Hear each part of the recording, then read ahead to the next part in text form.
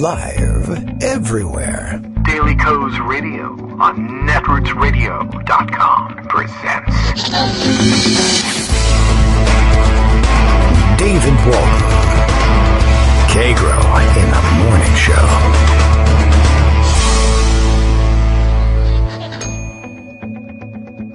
Now, here's David Waldman.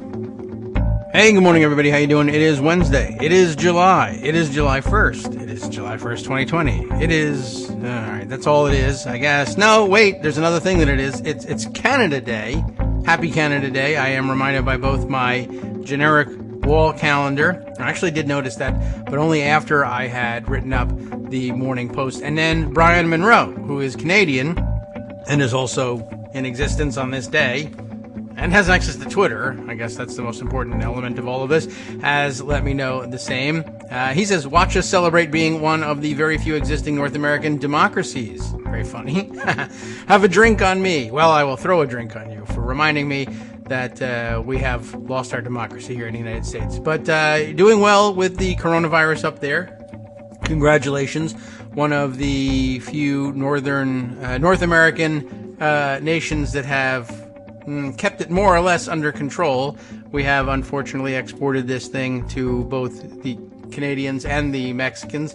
And, well, the Mexicans, I guess, a little less equipped to tamp down on the daily spread, but that may have to do with the fact that the entire southern hemisphere, or much of Central America anyway, is walking over Mexico on their way to the United States, and imposing all sorts of burdens on the folks there. Thank you for the extent to which those of you in Mexico have been willing to do your part in facilitating the migration, I suppose. Here in America, of course, the right wing curses you for that role, and at the same time blames you for all of the immigration into the United States and thinks everyone who comes here is Mexican. So you really got it tough. But today's not about our friends in Mexico. Today's about our friends in Canada, except to the extent to which we will not be talking about very much at all in the way of what's going on in Canada today. Well, you know, even on Canada Day, we can't throw you that bone. Well, I suppose we could. We could just read your newspapers instead, and we'd probably get better coverage, too. All right, well, anyway, happy Canada Day. And we will have a drink on you. This drink will be tea at the moment. But, you know, and that's a tip of the hat to our British heritage, our shared heritage. Everyone's from Britain and we're all white, right? In this country. Okay. Just so we got that out of the way. Daily Co's Radio is live now, and a guy who's near Canada. Actually, I got a couple of people who are probably a little closer to Canada to me anyway. Radio Justice and, our good friend Justice Putnam. You may find him onto that. You know what? That's not part of the handle either. It is just Justice Putnam on Twitter, but he goes by the identifying moniker of Radio Justice, so I read that out. But yeah, he's sent out his Happy Canada Day response. I like my poutine in a functioning democracy. Good idea. Grab some to celebrate the day, I suppose. Me, you know, I'm not big on the cheese, so I don't know what. Maybe I'll do the Canadian bacon thing, or listen to Bob and Doug McKenzie record or something like that. I don't know. I feel ancient when I say things like that. Daily Co's Radio is live now here in the poor relation to the northern friends, the Canadians, so South Canada here, the United States. Daily Co's Radio is live. Bill tells us, and he's really up, he's in Maine, so he's not far off, so you got to listen to what he has to say with both ears today, because it being Canada Day. Kagro X, me, David Waldman, calls for immediate construction of statues, very beautiful statues, of course, of weekday radio show hosts with a progressive slant broadcasting out of Virginia start at 9 a.m. using only the very best titanium. I think it's a good idea. It's a great presidential agenda going forward. Happened to see this morning, I guess Laura Ingraham is threatening everyone with, I don't know, this doesn't feel like her A material here, but I guess they put it on the teleprompter, and like me, I'll just read it out. Tweet it to my teleprompter, and I'll say it. I guess the big threat is Joe Biden, if elected president, will construct statues to Colin Kaepernick and Stacey Abrams. Now, it's not a terrible thing to find that out. But I just find that kind of interesting that would even work with Laura Ingram's audience, or anybody's audience, really. The idea that the presidential agendas usually defined by their statue construction. The true hallmark, as I said earlier, of a modern presidency is statue construction, and you can judge any president by the statues that they choose to erect during their presidency. Usually we wait until people are getting posthumous honors, I think, to build those statues. Going to be a long time coming for Kaepernick and Abrams. All goes well, unless we kill him with COVID-19, I suppose. Always a possibility. Or, police could kill him. So we'll hope against hope that doesn't come to pass. But, yeah, I don't know. I mean, I guess that's the worst threat I've heard since the taco trucks on every corner one.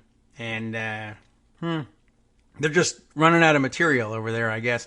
But I did see, speaking of which, I saw over at Daily Kos this morning one of the trending lists. Is that I haven't really commented on this, but I guess at some point we changed over from the recommended list to the trending list, which is, I guess we're adopting industry buzzwords here.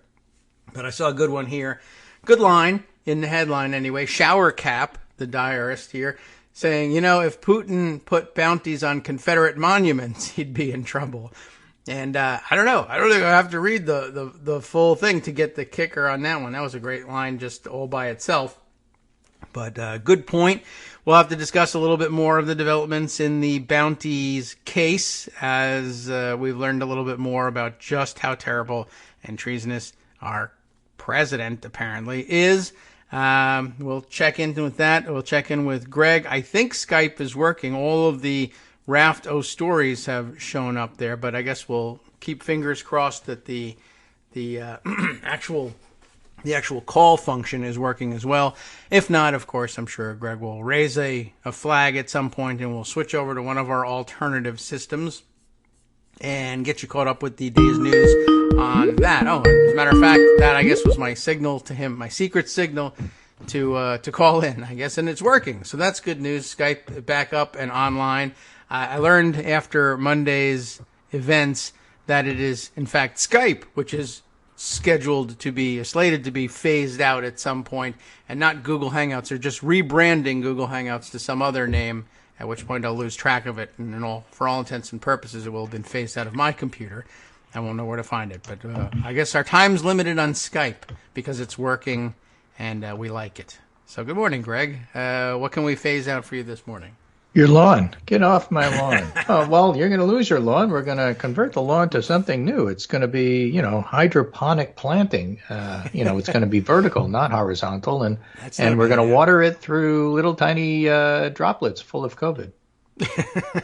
That I think we can arrange for. We have no shortage of it here. We're exporting keep up with the times, Yeah. Right? Sure. Which and the Post and the Miami Herald and the LA Times and all the other stuff. Cancel my. So there's a lot going on. Obviously, the two things dominating the news are the pandemic and the Russian bounty story. Yes. And the Russian bounty story is interesting in its own right, of course. It started Friday. Today's Wednesday. This is a story with legs. We're still talking about it.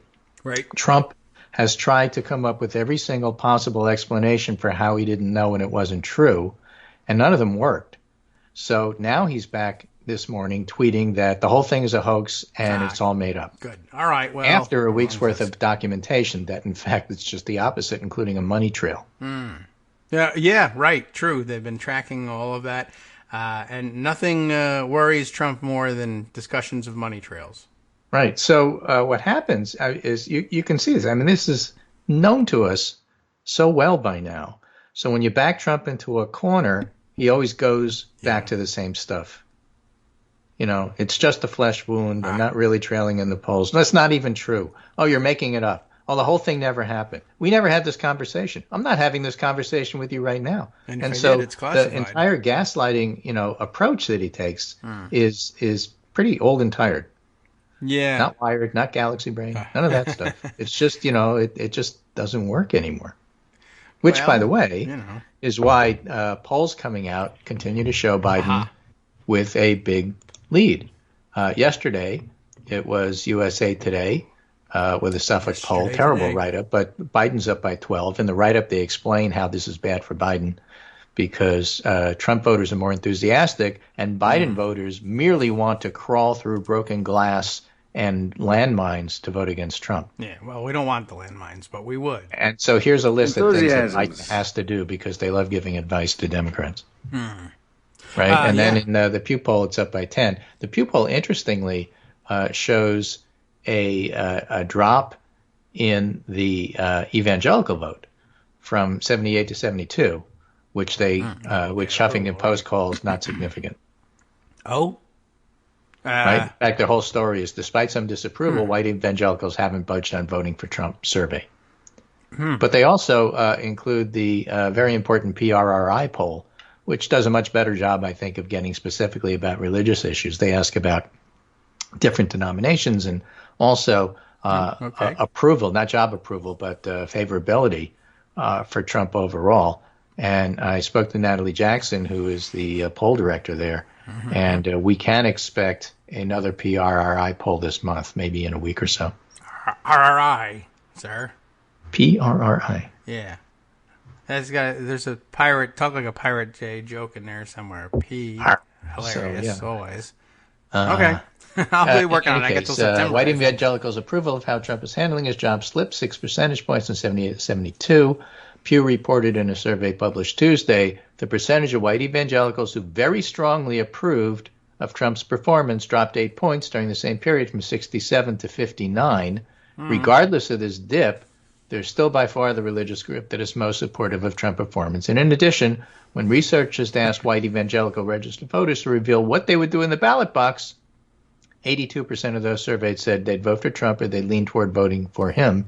Only 17% said they'd back the presumed Democratic nominee, Joe Biden. So 82% would vote for Trump. And in 2016, 77% of white evangelicals voted for Trump. So these numbers are identical or maybe even slightly better for Trump than what happened in 2016. And that's why they say it really hasn't changed. They don't mean it hasn't changed from April. Okay. They mean it hasn't changed since 2016. Well, that's a longer term thing. Well, I thought the key phrase in the whole thing was regardless of this dip, which is why I say when people ask me why I keep my American citizenship. Right. So Exactly. It's resonating with everyone. But the Pew research basically says public's mood turns grim. Trump trails Biden on most personal traits, major issues. Dissatisfaction with the country is phenomenal. In thinking about the state of the country these days, they feel dissatisfied. It's gone from 68 to 87 in a month. And satisfied's gone from 31 to 12. Okay. So bad product reviews. So that's not good. Few voters say Trump's an average president. Far more describe Biden's possible presidency that way. So Biden gets the advantage of being generic Democrat, generic president. And if you ever wondered how would a generic president do against Donald Trump, just look at Joe Biden's numbers. I guess so. Biden's strengths: even-tempered, good role model, empathetic, honest. And Trump's best characteristic is energetic. I don't know if that's true if the Adderall wears off, but during that time frame, at least he's got that. Right. So Joe Biden gave a speech yesterday, which disappointed those who thought he was in cognitive decline, because he not only gave a speech saying that basically you're screwing up everything about the pandemic, and I would do it right. And the first thing I would do is make sure Fauci stays on board, which is an important thing to say, because on the very same day, Dan Patrick from Texas was on Laura Ingraham saying, I don't need Fauci's advice anymore. No. Well, not if you're... Fauci's advice is about avoiding the pandemic. Yeah, well, we're already here, so it's too late. Right. So, I'm not interested in that. I'm interested in inflaming things, making things worse. worse. I want to open things up because it's good for the economy, which means it's good for Trump's reelection. So we have to push ahead no matter how many people die. He didn't say that, but that's what he's doing, and that's what Republicans are doing. It isn't working.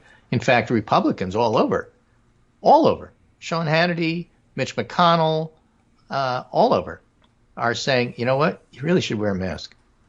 I guess so.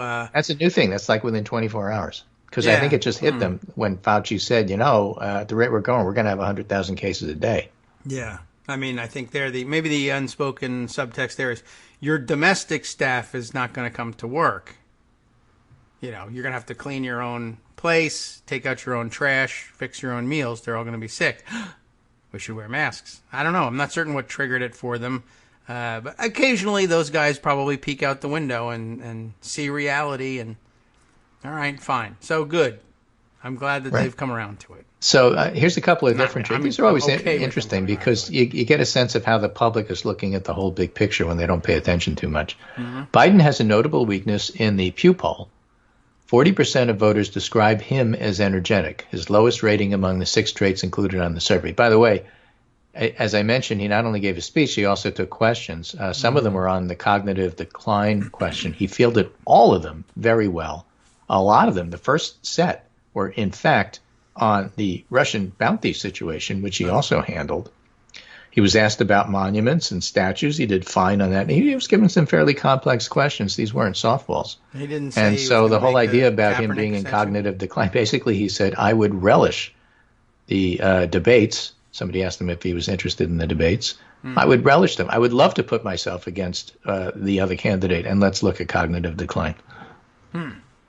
Well, that should be maybe a bare minimum. But okay. Okay. Yeah. Anyway, yeah, that was a sideline. That's the guy who made so looking at these attributes here, 40% of voters describe Biden as energetic, his lowest rating among the 6 traits included on the survey. I don't know if it's an important trait, but there it is.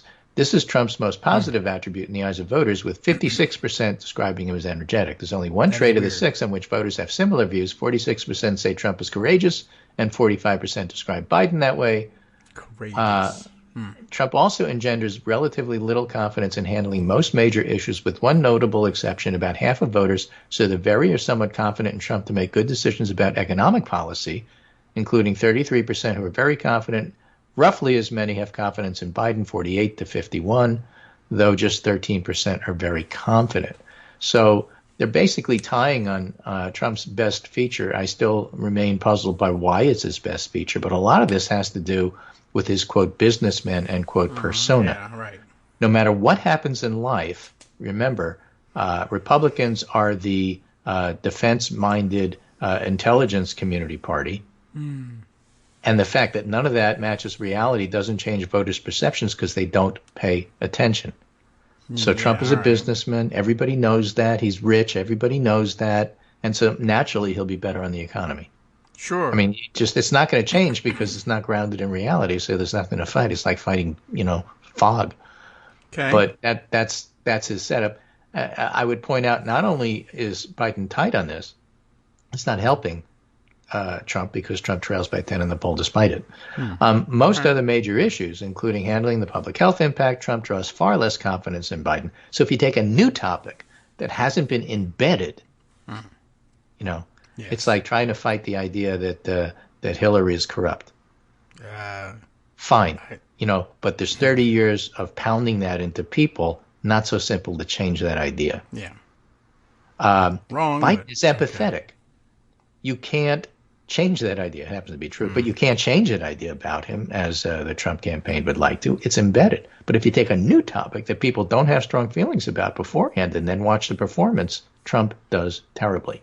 So it's not going to be easy to change views of Trump. The economy going south won't do it. The country going to hell won't do it. People already have this fixed idea, and fixed ideas don't change easily. Okay. Only about a third of voters, 35%, have confidence in Trump to effectively handle race relations. That's also not going to change, 48% with Biden. So on bringing the country closer together, only 31% think Trump can do that. That's not going to change. So a lot of these big issues simply will not change between now and November, and that's why I'm highly skeptical of the idea of, if this were a normal election and the pandemic didn't exist and race relations weren't a problem and the economy were fine, then it would be easy for Trump to make up the 10-point deficit because everybody would rally around him on the Republican side. Yeah, okay, but none of those things are true. It's not a normal election. The pandemic's not going away. The economy isn't getting better. And race relations are, in fact, first and foremost on the menu here. So there's no way that Trump is simply going to, quote, naturally, end quote, have his numbers tighten. Okay. Is there a way to do it artificially? Sure. Okay. You can do something else, And people always say, well, nobody predicted what would happen over the last 3 months. So how could you possibly predict what's going to happen in the next 3 months? That's true. But things like what happened in the last 3 months don't happen every single 3-month period. No, not usually. I mean, I guess anything's Like possible. never before, But, we have that. So with the general election less than 5 months away, in fact, 4 months away, a larger share of registered voters say they'd vote for Biden than Trump, 54 to 44. The demographic patterns and candidate preferences from the 2016 elections are still evident.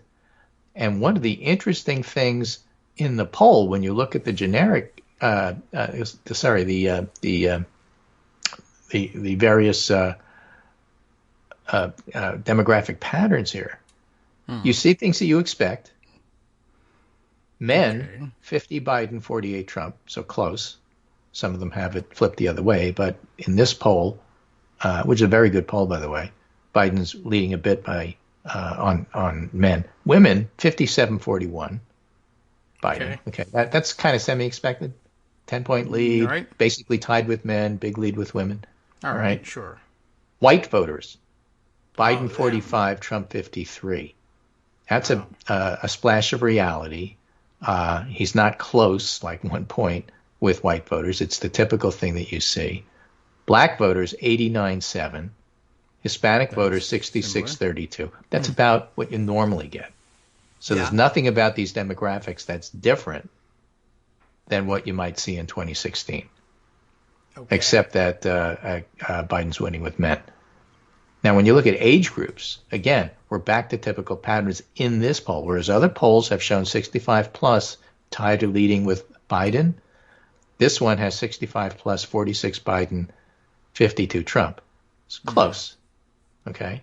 And the 50 to 64-year-olds, the lost generation, 48% Biden, 50 Trump. That demographic always leads Trump for reasons which are unexplained, but I'd probably get into trouble if I tried to explain it.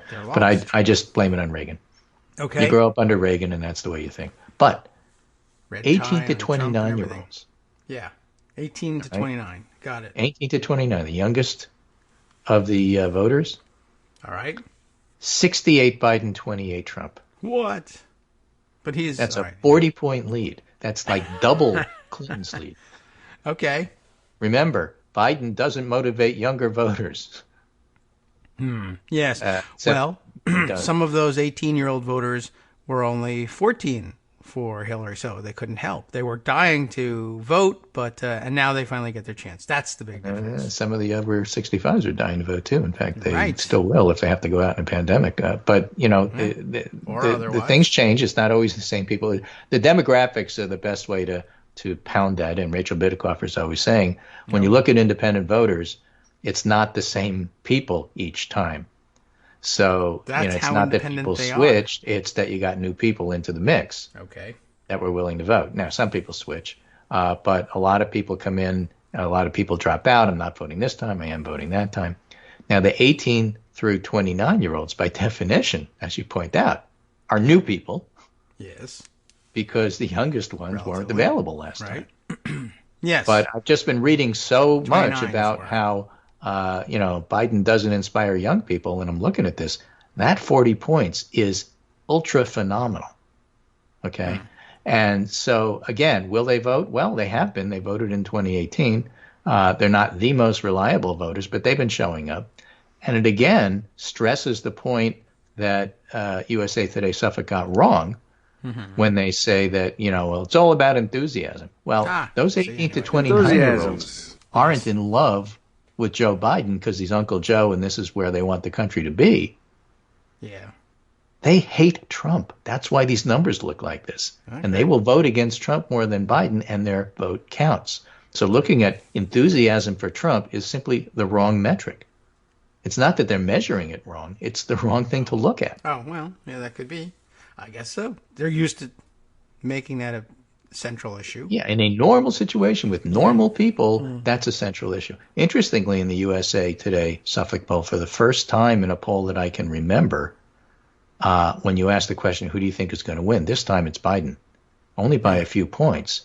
But for months, it's been embedded into everybody that, well, Trump's going to get reelected because presidents always get reelected. Yeah, we're there. And cheaters always cheat, too. I guess there's a little bit of that in there. Right. But the pessimism is falling away. All right. So, well, that's good. a couple of weeks, and it's not a month's worth, but a couple of weeks worth of Trump getting trounced is starting to break up the pessimism that you see from Democrats based on 2016. None of it matters. We lose anyway. Yeah. It was rigged. You have the Russians coming in. They cheat. You have Comey coming in at the last minute. They'll do anything to keep their power. Look how they change voter suppression, all this stuff, which may not be untrue. But it depresses voting when you think about that. It depresses me to describe it. In fact, what's happened over the last couple of weeks is, my goodness, this guy's getting trounced and none of that's going to matter in the end. Yeah. And that's the opposite of depressing people. People like a bandwagon. They like a winner. And so now folks are looking at this and saying, you know what, Biden may win.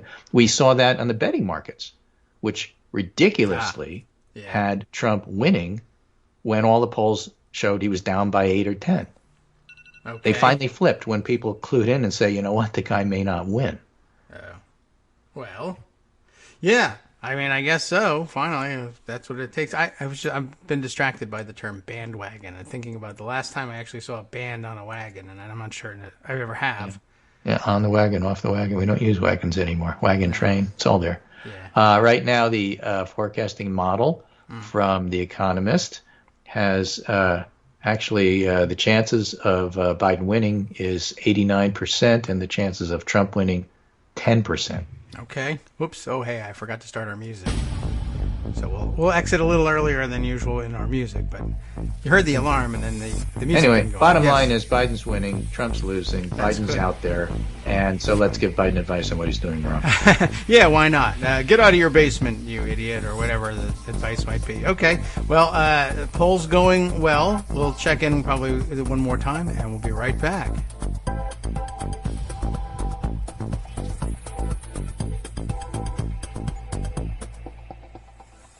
Hi, everybody. It's me, David. Let's change things up from the old fundraising pitch for just a minute and talk instead about how you can be a part of our show. If you've got a smartphone or any other electronic recording device, why not sit down and record a segment for us? Read us an important article and give us your take. Or read one of your own original essays, or even just give us your commentary on something you'd like to share that's important to you. Then send the file to me at kagrox@gmail.com, and I'll try and work it into the show. Short segments, a few minutes in length, are easiest to fit in. And of course, I can't always guarantee that I'll be able to play everything, but if you've ever shouted at your radio or TV about something you wish was being covered, here's your chance to change that. Make the show your own. Send your submissions to me at kagrox@gmail.com.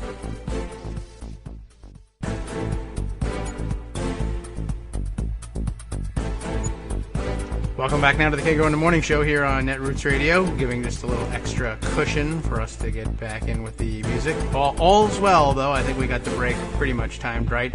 Let's... Oh, look at this. Here's a comment about bandwagons. Bandwagons came from the traveling circus. Brian Monroe, very active today for Canada Day. Already drunk, I guess, for Canada Day. Is that a thing you would do for Canada Day? It's Wednesday. I don't know if everybody was really, but okay. Well, thank you. Yeah, that's true. Bandwagons came from the traveling circus. We don't have that much into it. The circus still travels, but they travel in different style. But yeah, bandwagon, I think, just one of those things we say and nobody really remembers the origins of. And our 18 to 29 cohort is completely confused by it. Oh, It's like gerrymander. yes, right. That's true too. Sometimes, occasionally, you get the people like us who look it up on Wikipedia and figure out where did that come from. But rest of the world Such a dad goes thing to on. Yeah, kind of. I wonder whether that will continue. I wonder whether dad jokes will continue. Of course. Oh, I mean, you would think so, but I wonder whether the style of dad jokes will change once whatever maligned. Once I die off and stop making them. Yeah, or whatever maligned demographic cohort we're talking about now grows up to be parents. Actually, speaking of the demographics, I was wondering as you were explaining the anomaly of our lost generation, lost to the Reagan myth. I was wondering whether there was stats on, I guess, let's say, pandemic-related unemployment or really unemployment in general, and whether but in particular after the pandemic, whether that wave of layoffs and unemployment hit the other demographic cohorts harder, not the 65 and over who are generally in retirement anyway, but whether the Reagan era Generation X lost their jobs at lower rates, in addition to their other reasons for being attached to the Reagan myth. But I would imagine that the youngest cohort got hit the hardest by a lot of that. And, they were all very well on their way to ingrained Trump loathing, but that probably was sealed the deal. I don't think there was anybody that had their mind changed over that because they were already anti-Trump. But having watched what it's done to younger people and more vulnerable workers, I imagine I'd be interested to see crosstabs on that. But they probably don't. If there's enough they pester you who you're going to vote for, they probably don't also want to insult you by asking if you're unemployed. Yeah. Well, again, I still like the evangelical question as one of the more pertinent ones in terms of what's really happening here. Now, Trump is doing other things, of course, just about everything possible. Yeah. To lose. Oh, yeah. Okay. And so here's another thing that he picked. And of course, he went nuts on tweeting all sorts of garbage this morning, including saying that the whole Russian thing is a hoax. I think he's doing his greatest hit. So, yeah, that might be since he's doing his greatest hits, I'm keeping an eye to see whether or not he retweets some more white power things. Oh. And so, in this particular case, what he does do is say, "I will veto the defense authorization bill if the Elizabeth Pocahontas Warren amendment, which will lead to the renaming plus other bad things of Fort Bragg, Fort Robert E. Lee, and many other military bases from which we won 2 world wars, is in the bill." That's what he tweets. Wow, that is garbled. Okay, so Matt Glassman notes, that's quite the gambit. The amendment, the Warren amendment, went in on a committee voice vote. The bill came out of committee 25-2. Yeah. There is no chance they have 60 to remove it on the floor. And I'm sure GOP senators are just itching to go to the mat for the Confederacy 4 months from Election Day. Yes, true. So that he makes the point that it kind of has overwhelming support, just like these days masks do. Yeah. So Trump won't wear a mask. The rest of the Republican Party is deciding they want to wear masks. Trump is saying, I won't have those bases renamed. The rest of the Republican Party is saying, we will. Yeah. For those of you who are wondering, when is the Republican Party going to break from Trump? It's happening before your eyes. Little subtle things. This one, procedurally, they really, they're locked in on this one. I mean, it's not that they can't change their mind or suddenly come to Trump's position on it, but procedurally, they have a real tough problem here. Right. Exactly. All right.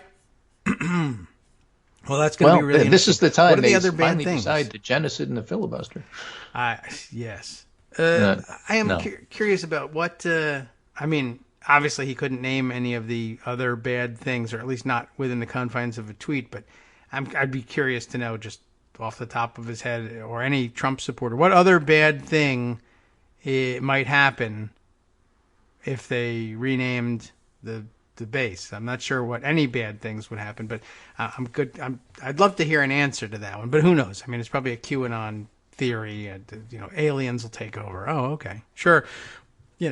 I can't argue with you because there's no arguing with you about anything. But, all right, well, this will be interesting. They can't change it. They can't amend it on the floor. It's done, and it's in the marked up bill that's on its way to the floor. And if he vetoes it, and they have, I guess they could, decide they don't want to override the veto, but when they're going to have time to put together another defense bill before recessing for August, and who knows how long they're going to recess for August with COVID still around. We saw how long it took them to get back last time. Yeah. Well, by the way, I noted that the Democrats are now insisting that the Jim Jordans of the world don't have to wear a jacket, but they do have to wear a mask when they come and try to testify. They're not having yelling across the small conference area when you're not wearing a mask. So if you're going to get up on the table and yell at people, You got to be wearing a mask. So I don't know if Gohmert's going to attend any more congressional committee meetings anymore. Okay, well, he's probably happy about that. I'm only wearing a mask when I get it. What? Oh, That's what he said. You really? Yeah. Okay, well, that's still awfully dumb. I can't believe how many people really still don't, have never come to understand the purpose of the masks. But I guess like you said, you've said a million times, if they don't want to, if their life or their job depends on not getting it, they won't get it. But exactly. He could tie his jacket around his face. I will point out, in answer to that, Dave Wasserman had a very intriguing tweet yesterday. See it. Early this morning. Okay. It said 12:51, and I'm thinking, how could he do that? It's not noon. Oh, it was right after midnight. Oh, I see. Fact. When President Trump took office in January 2017, is that right? there were 241 Republicans in the House. Okay. Get out, you. Since then, 115 have gotten out. 48% have either retired, resigned, been defeated, or are retiring in 2020. Wow. That's an amazing stat. Yeah. We only have 52 to go. I guess so. Yeah, I mean, they get 52% replaced, of course, but yeah, some of the very often they are replaced by other Republicans. But yeah, Republicans have a kind of a high churn in the House, and I've wondered for a while whether that has anything to do with the campaign in a box theory, and where they realize that there's nothing left in the box for this, or this job isn't fun, or I don't get to do anything. I just get instructions from the leadership and vote yes, and then I have to call lots of people for money, and it kind of sucks. Let some other idiot take over with a campaign in a box for a couple of years. But they have a really high churn rate. Right. So other things that happened, Trump is congratulating a far-right candidate named Lauren Boebert on her upset primary victory last night. That was in Colorado. She's praised the lunatic QAnon conspiracy theory and opened her gun-themed restaurant where the staff all carry guns. I know the restaurant. In defiance of lockdown restrictions. Okay, I didn't realize that they had been. I mean, I guess I would have guessed that they would have done it. I didn't see any headlines about that, but I know it's Shooters Colorado 3 Grill, and so he's congratulating her, and she. Who is it? Scott. I can't remember his name. Tribbett, something like that. He's the standing. He's like the incumbent. She beat the incumbent. Oh, all right. Yeah, I'll look it up in the Tipton. Scott Tipton. In Morning Digest. Yeah. Yes. Okay. Yeah. Some generic dude. Fine. Yeah. So he was. See, I told you they had high churn, but it is interesting. Tipton got they say the coveted Trump endorsement, but it's just as often the kiss of death, really, which is amazing how far backwards all these guys will lean, and they'll tie themselves in knots to make sure that they can secure the Trump announcement. And then the fact that you're going to be defeated by a QAnon lunatic who just knows to mash the buttons. I mean, this is an interesting thing. It's a new kind of campaign in a box. It's a lunatic box. And you just spew the garbage from QAnon, and those nuts come out. And I guess in a situation where in a small primary, that might work. By the way, I'm sending you anything else on DMs on Twitter because Skype is being difficult about sending messages now. Huh. Luckily, it's the voice thing is working. Yeah, well, one thing at a time, it says. But on your DM, you'll see congratulations on a really great win, and then he lists the QAnon nut talking about herself on May 4th. Mm. All right. Yeah, there it is. Okay, I'll take a look. Huh. All right, and speaking of nuts, yes. I'm just going to do this before we go back and talk a little bit more about the pandemic. But remember, Charlie Pierce called them Bonnie and Claude, the two gun nuts in St. Louis. Yes. I remember them. Right? Yeah. So they hired a lawyer. They are lawyers. But and they hired, you shouldn't have your own client. For a client, right. Yeah, and all that. So Albert Watkins is the lawyer that they hired. Okay. Good. And he's an interesting fellow. I went to his own website. Yes. at Oh, I see Codner it. Watkins LC. Yes. Okay. And he's got a bio there. Okay. And I just have to read you a little bit from the bio. Because it is, how shall I put this? Unusual. Yes. Well, he looks like an unusual guy. Yeah. Well, let me just read a little bit. This is stuff he put on himself. Right? So unless this has been hacked, in which case I apologize, but this is what's here. Albert S. Watkins, the founding member and senior counsel with the firm. Remember, this is the lawyer who's going to be defending Bonnie and Clyde. Yes. Albert S. Watkins, the founding member and senior counsel with the firm, is quite candidly beyond description. As lead counsel in countless cases garnering both national and international attention, Albert S. Watkins has demonstrated unrelenting trial skills which have rendered witnesses subjected to his cross-examination incapable of speaking. Caused multinational billion-dollar companies and their teams of legal counsel to capitulate and otherwise garner favorable media attention for even the most disgraced clients. Well, he's got some. I mean, I'm not saying he's arrogant, but this may have been written by an economist. Opposing counsel in the infamous North Face Apparel Company versus South Butt case described the most dangerous place in the world as being the space between Al Watkins and a microphone. Oh, that's a stolen joke. But wait till you get to the next paragraph. All right. Self-centered, egotistical, and a self-proclaimed expert in all matters, Watkins is unabashed about bringing to the public eye the irreconcilable nature of a position taken by an adversary in a case. What? A founding member of the board of directors of the U.S. Chamber Institute for Legal Reform with former U.S. Attorney General Edwin Meese and also Dick Thornburgh. Watkins worked to facilitate tort reform legislation. Refusing to wither in the face of daunting opposition, Watkins pushed back on behalf of Major League Baseball star Jack Clark when Clark was sued by baseball legend Albert Pujols. That's his real after name. asserting the latter used steroids or performance-enhancing drugs, publicly challenging the Dominican-born to take a lie detector test. In state of Missouri versus Dame Strughole, Watkins successfully defended a white elementary school principal accused of felonious sexual misconduct involving 10 African-American third-grade students. Hooray! The principal was fully acquitted of all charges following 2 full jury trials. That was lucrative. Okay.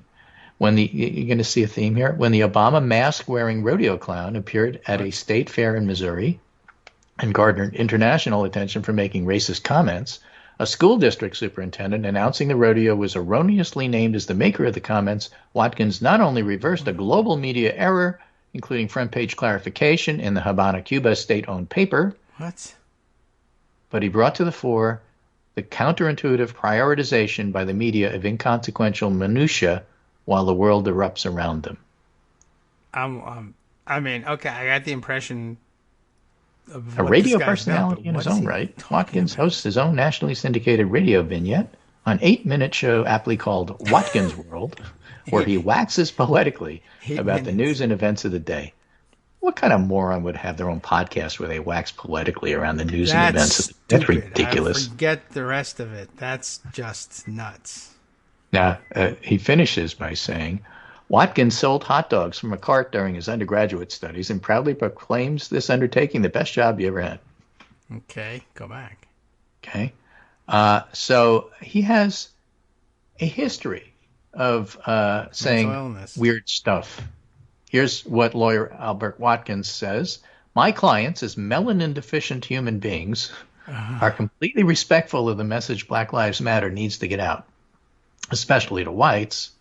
But then he goes on to say that this was just them defending their property, which is fine. But my clients as melanin-deficient human beings in a Black Lives Matter case. Yeah. Interestingly that he comes back and says, but you know, we respect Black Lives Matter and their message. Right. Okay. So, interesting fellow. Clearly and doesn't. It'll be interesting to see how this case evolves. I just have a feeling there's going to be a little bit of media attention here, which this guy's going to love. Oh, that's all I guess that's his specialty. But, you know, it's funny. I'm following along, and I want to once you get into the mindset of, okay, this is an over-the-top sort of thing, and it's meant to convey his, unbridled confidence in himself, which is kind of what you want in a and a lawyer taking on a controversial case, and I get the marketing angle on it. I can't follow the sentences. It's just not crisp enough to figure out what's going on. So, yeah, maybe it doesn't have to be. It sounds smart to people who need legal representation in difficult circumstances and have the money to pay for it. That's those two. And, all right, a match made in heaven. Terrific. They're probably neighbors as well. Yep. So there's that.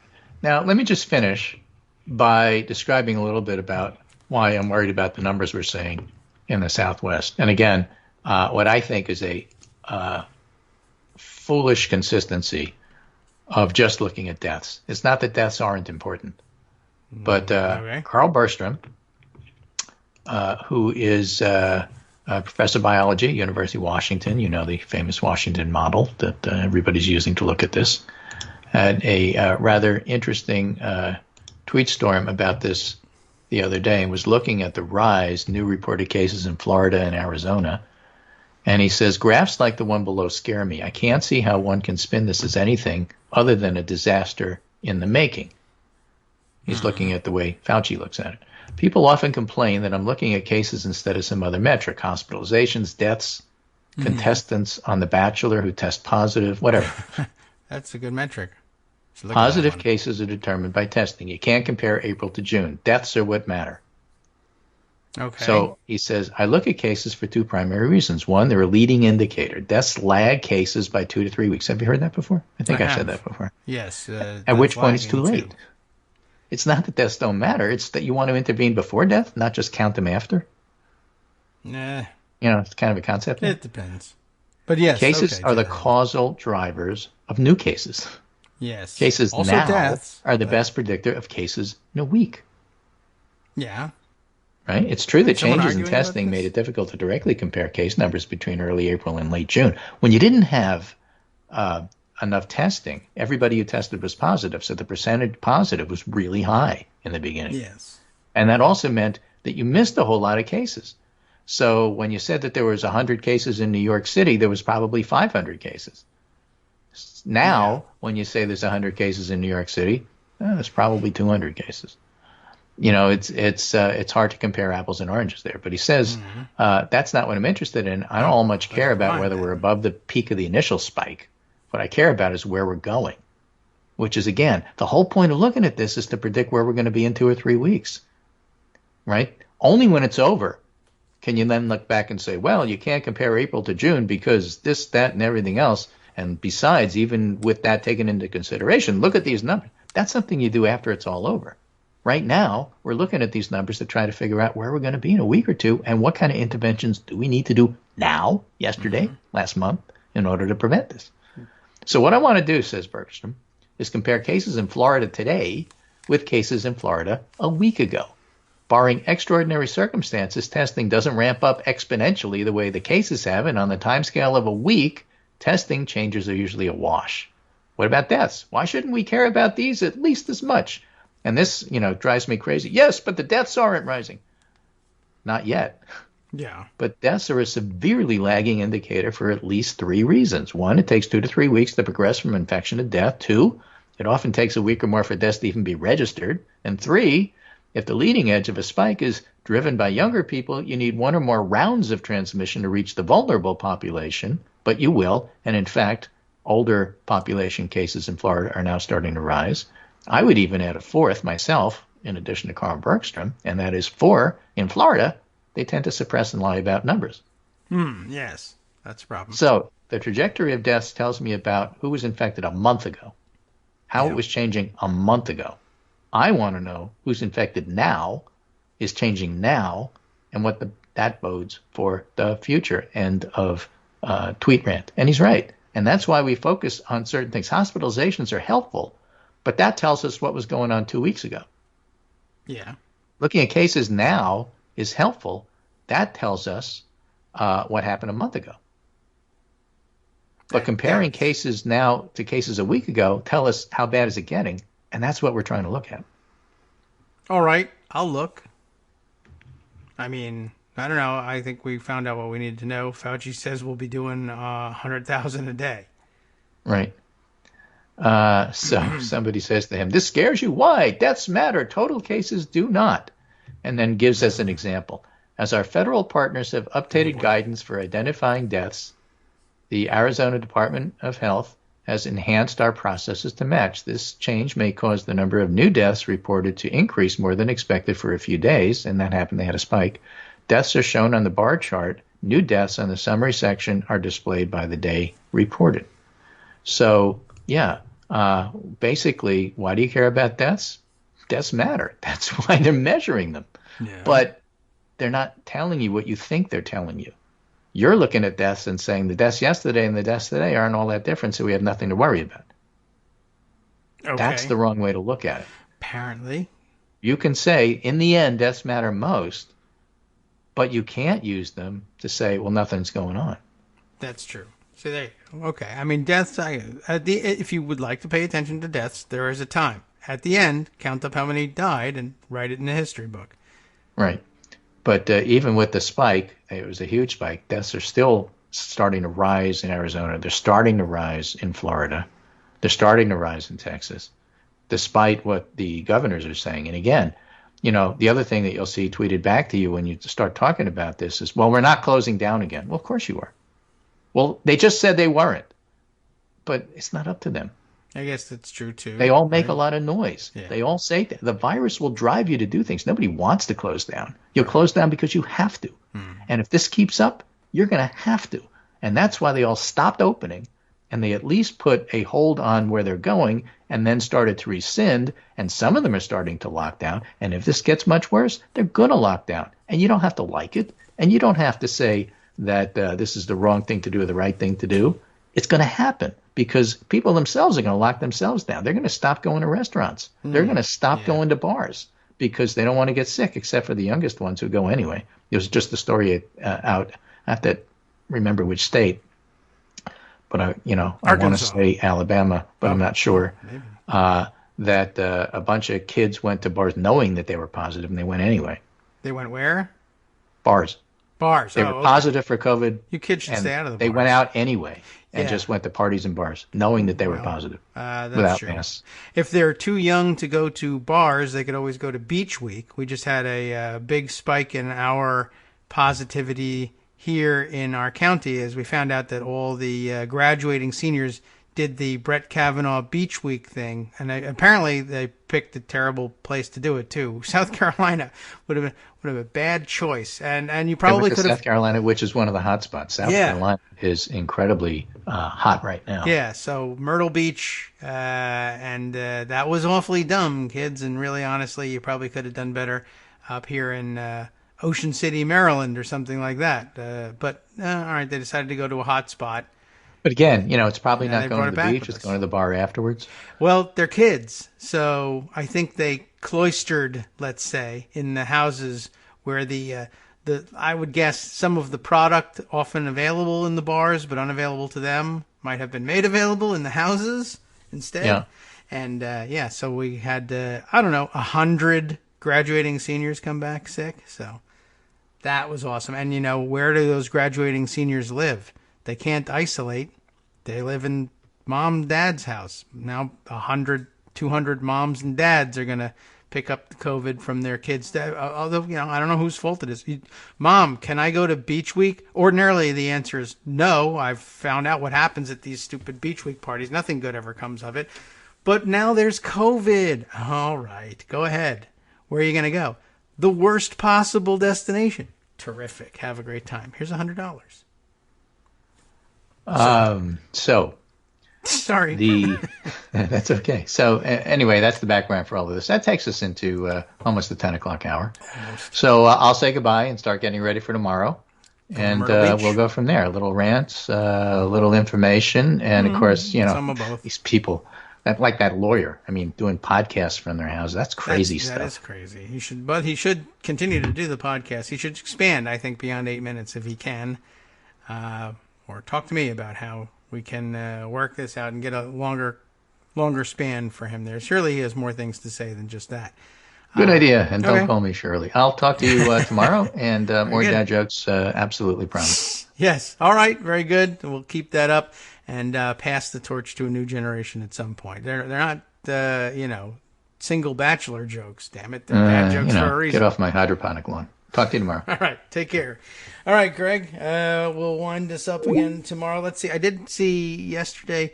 Did I grab this thing? Probably not. But I saw flying by on Twitter, and we can still fit it in, I think, before our timer goes off. Where can I find it? I saw in the rush to blame, and we knew that the rush would come, and it'll work with some people, to blame new outbreaks and spikes on the Black Lives Matter related protests.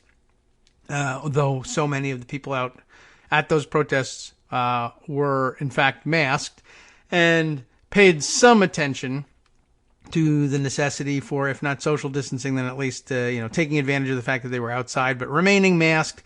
And we are seeing some conventional wisdom developing around that, blaming it instead on early reopening. I still don't see very much in the way of blame for the spikes on the reopening protests that were notoriously and purposefully unmasked. And maybe it was because of the relative size of those protests versus the Black Lives Matter protests, which were, I guess we'll reuse the word exponentially larger. They were just much, much bigger than the reopening protests.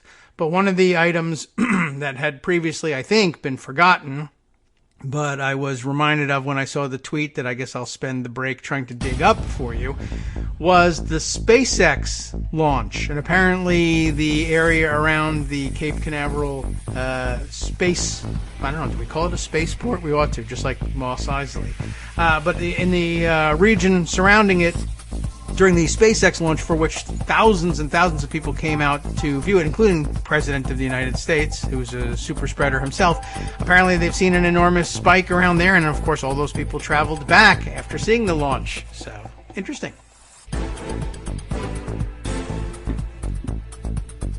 Welcome back now to the Kagro in the Morning Show here on Netroots Radio. Success at being unsuccessful and finding the tweet that I saw this morning. And it was helpfully illustrated by a photo of the many thousands of people out at watching the launch, walking off of the bridge. I think actually it was a picture of, I can't remember the name of the bridge, but I'm trying to find the thing. But there was a whole story along with it and everything, and I read through the story, and apparently I didn't put it away here. I wonder if I can find it if I look differently, and I'll have to work on the search terms, but I'm pretty sure that I saw it pointed out in the story that accompanied the tweet that they had seen some spiking, in addition to the number of cases, that they had been conducting one of those studies of the raw sewage, looking for the RNA of the coronavirus in the raw sewage, because, it's morning, and, you know how things go with viral shedding by now. I think we've discussed it in the past, and it's a very interesting and clever way of trying to predict a spike. And I guess it's a leading indicator instead of the lagging indicators like the deaths. First comes the coronavirus infected poop, and then later comes the coronavirus infected death, distanced by somewhere between 2 and 4 weeks. But apparently they saw such a spike in the sewage there and a rise in cases there. But the rise in cases, I think, didn't match the size of the spike that they had seen in the sewage. But that's largely because people had come to town, watched the launch, shed some virus, flushed it down the toilet, and could be relatively genteel about things in the morning, and then took off and left. Now, they left some of the virus behind, but they took the rest of it with them. And I guess now we have to peek at the cell phone data to find out where they went to and do some contact tracing and let people know, except you know how we are about contact tracing in this country. We found that out yesterday. Nobody's taking that very seriously, unfortunately. Oh, something I meant to bring up with Greg, and maybe we can bring it up tomorrow, thanks to his discussion of the topic in the past.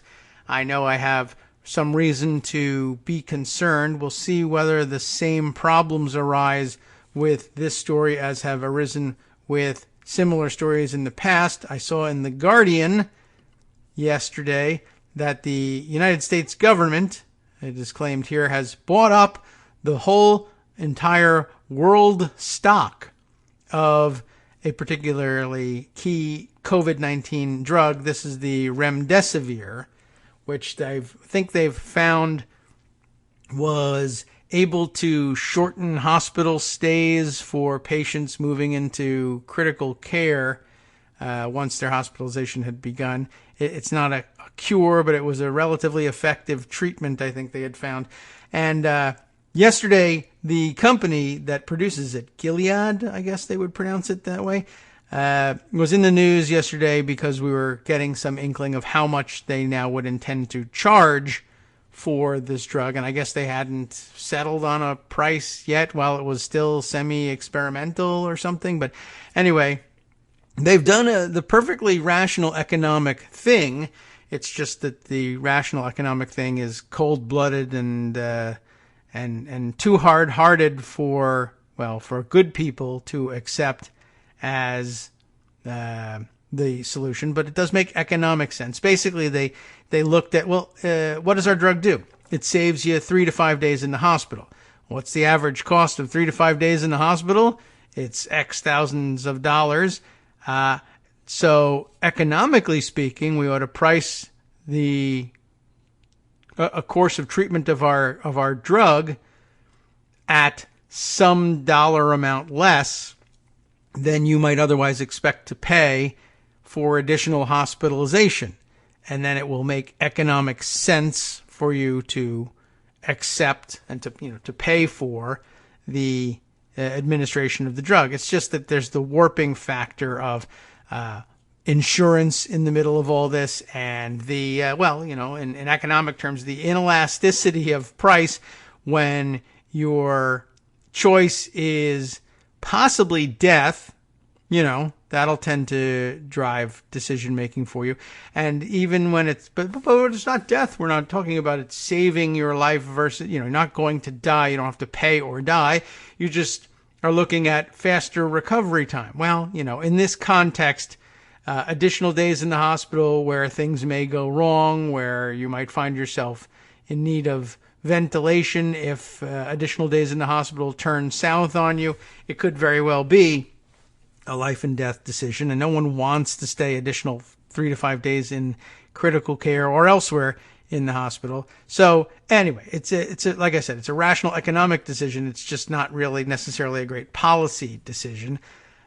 Versus, say, let's have the United States government reimburse somehow the people at Gilead to the extent that they would need reimbursement. They claim to have spent $1 billion on R&D for the drug. And so, again, economically speaking, you say, well, they have to be able to recoup that loss if it was a loss. And given that you can write so much of it off on your taxes, et cetera, I'm not so certain that it comes out to $1 billion loss.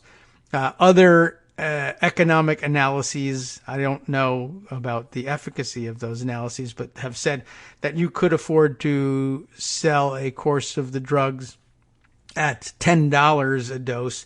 And I think that, the course of treatment may go 5 days. So somewhere between $10 and $50 would make up the so-called losses on R&D that you incurred, and you would be just fine. But instead, they're looking to charge something in the neighborhood of $3,000 for people on this. So I don't know that this is I don't know if it's gonna stick, but and it's also not the focus of the Guardian's article. Oh, interesting here. If I hit I guess it's not a paywall per se, but a registration wall. I was going to say the Guardian doesn't tend to do this, but one of the other British papers does.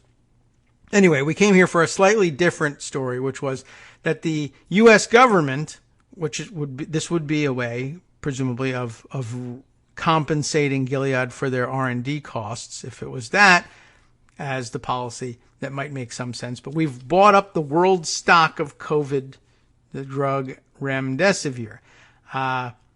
Several problems presented by that. One would be if the U.S. bought up all the stock of it that there is in the world, what about the rest of the world? And there are people who would like to shorten their hospital stays. But the other problem is the one that Greg has alerted us to. We have a pretty bad track record of actually delivering those drugs to people who can use them for their use when the federal government approaches things this way and simply buys up all the drugs. Then we have a situation of we have a difficult time distributing them and getting them to the people who need them. Now there's a warehouse with drugs in it, and what do you do with them?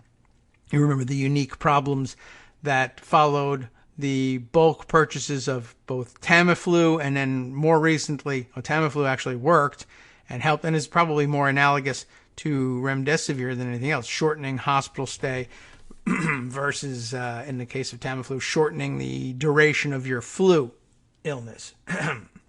Anyway, but both times, I guess it didn't end up hurting anything that we bought up all this. Well, it hurt us economically that we bought up millions of doses of the hydroxychloroquine, and it's just not helpful, and have ended up dumping that elsewhere. But we may be in for more of the same, and this time we might have a drug that actually helps, and we still can't get it to people. But the bigger issue, I think, for The Guardian and Sarah Bosley, who wrote the article here, is that no other country will be able to buy this stuff, which can help with recovery from COVID-19 for at least the next 3 months. They will have none. There's just none to be had. The U.S. has bought up virtually all the stocks for the next 3 months of one of the two drugs proven to work against COVID-19, leaving none for the U.K., which is where The Guardian is based, Europe, or most of the rest of the world. And that seems sad. It seems very ethnocentric, I suppose. I don't know. That's not really the right word for it, but it's certainly can't be welcome news elsewhere. On the other hand, we can point out that the United States is the world leader in COVID-19 infections by far, although we are seeing Brazil put on a challenge from second place. We stand, according to the world meters here, at 2.7, just over 2.7 million confirmed cases. Anyway, Brazil with 1.4 million that they are reporting. Keeping in mind, of course, that was it Redfield at the CDC was just the other day testifying that he thought that our infection rate was likely 10 times higher than that there would be now 27 million or so infected in America. And so I would think that we now stand head and shoulders above the rest. And so I guess you could make an argument that maybe we need the world stocks of this stuff more than anyone else, but that's going to be a difficult case to make to people in other countries who say, well, here we've done a good job containing it. Why can't we have this stuff? Why are you giving it to the idiots for whom it's out of control? And that's a legit argument too. Although again, I suppose it could be answered by saying if it shortens hospital stays, there's nothing the U.S. needs more right now than the ability to make new hospital beds constantly available now that the virus has reached out of control proportions in the United States. All right. Well, anyway, this has the more of the focus on the selfishness of it all. And I don't know. I think probably we're just going to lay that one out there for you for your consideration. And we'll see what happens, I guess, that the president would say about these things. Although it does throw out some interesting thoughts about policy choices that we might make. Like, for instance, the United States government or some other government for that matter, in buying these, one other way to apply all of those dollars besides possibly buying up the entire stock and never being able to actually put it to any use because of our historic problems in moving these stocks to dispensaries that'll actually give it to patients who need it, thanks to our stupid insurance system, which tends to hold things up. But in addition to this, just other ideas that we could have done, like instead of buying up the stock, even if the idea was to somehow reimburse Gilead for their supposed R&D costs, you could instead simply say, well, we'll just make a direct payment to the company to reimburse you for that and the future losses that will come from us essentially refusing to grant you a patent on the stuff and making it available for production as generics so that the entire world can have it at a reasonable price. But if you would like to make $1 billion profit on it, we could just give you $2 billion that would cover your claimed R&D costs plus $1 billion in profit clear off the top. To which they would say no, because we could make $10 billion if we, retain the exclusive right to produce the stuff for X number of years. But then, of course, at that point, it would be an available option for the government to say, well, patents are a government invention, and we are the ones who hand them out, and we're just not going to give you that. So it's not that you could have made $10 billion if you had patented it and kept the patent. You're not going to get that. Here's $1 billion that we don't have to give you, but you should take so that you shut up and consider yourself fairly compensated for this Fifth Amendment taking, and that's that. And then we'll cure this, or whatever. We'll continue to flatten the curve that'll help us get through the worldwide battle against COVID-19. Put it as mildly as possible. But it's something to think about. I mean, that the patent isn't as of right. And even if it is, it's a right that's granted to you by the government. And perhaps something analogous to an eminent domain claim ought to be made on that.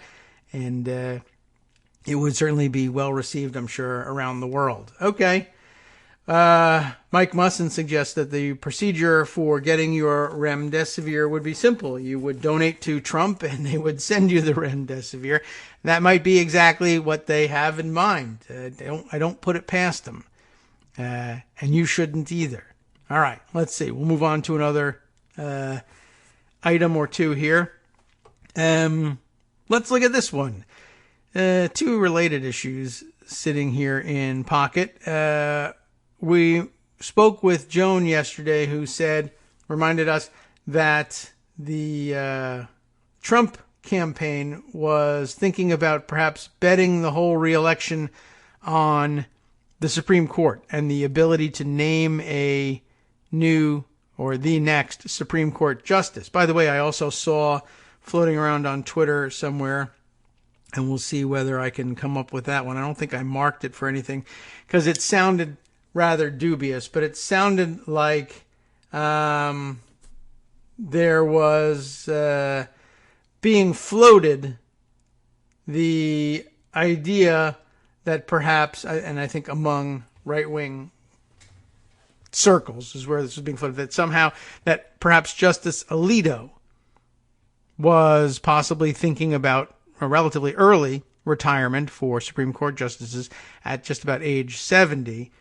I don't know whether that was supposed to be wishful thinking or what, but the idea of exchanging Alito, who's a pretty arch conservative, for an even crazier Supreme Court justice just to make a bid for re-election.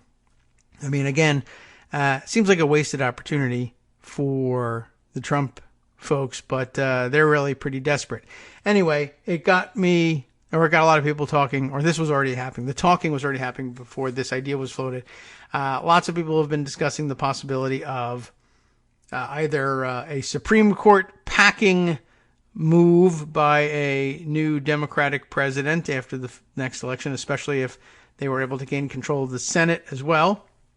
In fact, it would only work if they were able to gain control of the Senate. But some derivative ideas, some alternative thinking about it. In the New York Times yesterday, Jamel Bouie, now opinion columnist at the New York Times, has this to add. Mad about Kavanaugh and Gorsuch? Yes, we are. I'm mad about Kavanaugh for his contribution to Beach Week culture, and I am mad at Ann Gorsuch, I'm not happy with Neil either, but I'm an old-timer about these things. And let's read on, though. He says, the best way to get even is to pack the court. Well, there you go. Their lifetime appointments cry out for Democratic hardball, and we always love to talk about hardball on the show, and Democratic hardball, I guess, would be, well, we're rarely given any examples of it, but this would be a fun thing for us to review. Let's take a look at the article here. President Trump bragged on Twitter recently about his success filling up the federal judiciary.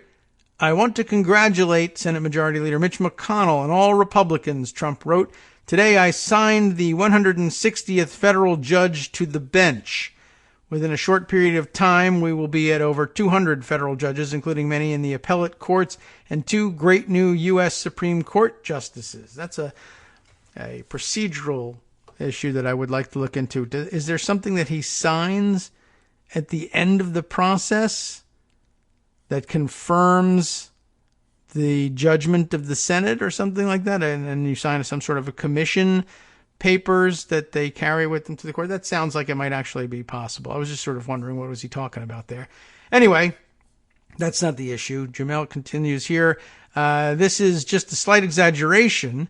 After 32 months in office, Trump has made 209 nominations to the federal judiciary, with 152 judges confirmed by the Senate, including 2 Supreme Court justices.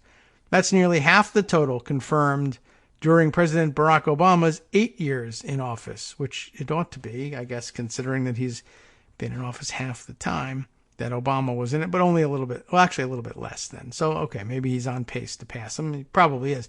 His picks fit a mold and are covered in mold as well. They're overwhelmingly white, 87% of them, compared with 64% of Obama's. Overwhelmingly male, 78%, compared to Obama's 58%. Staunchly conservative and fairly young. The average age of judges confirmed under Trump is 50.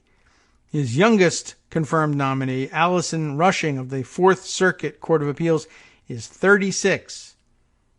Wow.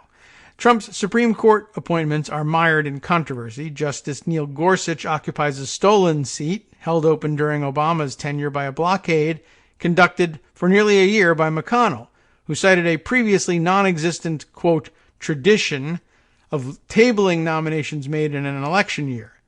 In the 20th century alone, the Senate confirmed Supreme Court nominees in 5 different presidential election years: 1912, 1916, 1932, 1940, and 1988. And so, of course, Justice Brett Kavanaugh was confirmed last September under clouds of suspicion, putting it mildly, that stemmed from accusations of sexual assault and sexual misconduct to a bevy of ethics complaints. Democrats are left in an unenviable position. Should they win a federal trifecta, the White House, Senate, and House of Representatives, they'll still have to deal with a Trump-branded judiciary. It's entirely possible that a future Democratic agenda would be circumscribed and unraveled by a Supreme Court whose slim conservative majority owes itself to minority government and constitutional hardball. So, what should the Democrats do? Well, the answer he gives is play hardball back. Congress, according to the Judiciary Act of 1789, it goes way back, decides the number of judges. It's been 150 years since it has changed the size of the Supreme Court. I think it's time to revisit the issue. Should Democrats win that trifecta, they should expand and, yes, pack the Supreme Court. 2 additional seats to account for the extraordinary circumstances surrounding the Gorsuch and Kavanaugh nominations. Likewise, expand and pack the entire federal judiciary to neutralize Trump and McConnell's attempt to cement Republican ideological preferences into the constitutional order. The reasoning underpinning this proposal isn't just about the future, it's about the past. We have had 2 rounds of minority government in under 2 decades, 2 occasions where executive power went to the popular vote loser. Rather than moderate their aims and ambitions, both presidents have empowered ideologues and aggressively spread their influence. We are due for a course correction. The goal isn't to make the courts a vehicle for progressive policy, but to make sure elected majorities can govern, to keep the United States a democratic republic and not a judgeocracy. Yes, there are genuine constitutional disputes, questions about individual rights and the scope of federal power. At the same time, there are broad readings of the Constitution, ones that give our elected officials the necessary power to act and to solve problems, and narrow readings which handcuff and restrict the range of our government. In the past, courts have walled entire areas of American life off from federal action.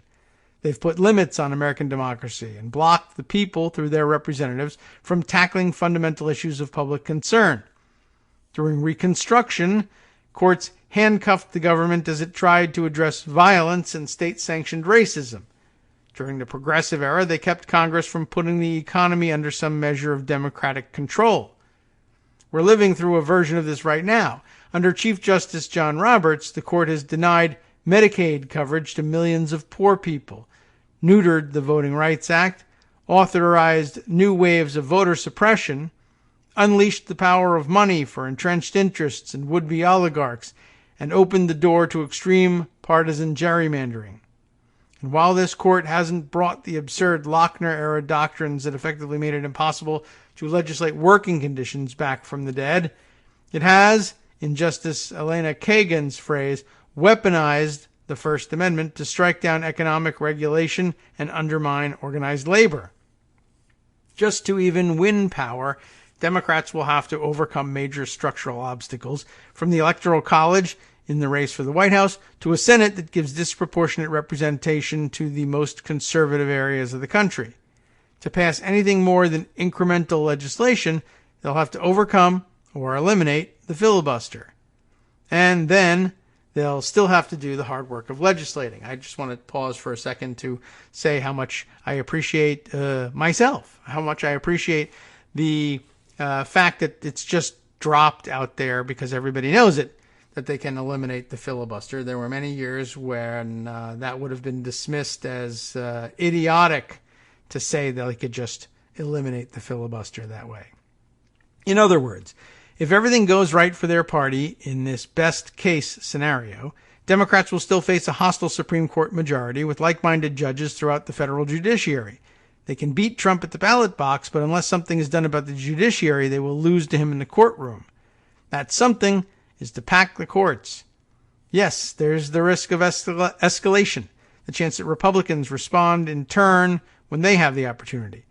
There's also the risk to legitimacy, to the idea of the courts as a neutral arbiter. But Trump and McConnell have already done that damage. Democrats might mitigate it if they play hardball in return.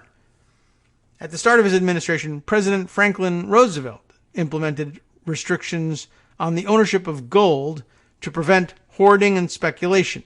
Congress followed suit, canceling all clauses in public and private contracts that allowed payment in gold. As the Supreme Court considered the constitutionality of these actions, Roosevelt drafted a speech defending his actions as necessary for the, quote, economic and political security of the nation. He was prepared to challenge an adverse ruling.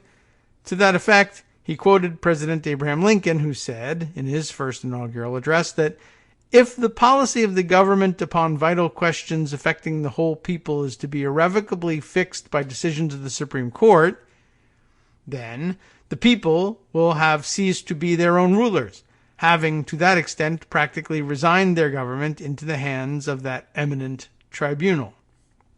Roosevelt eventually came to court packing as the solution to this problem. He was forced to abandon the plan, but it had the desired effect. The court allowed him and Congress to govern.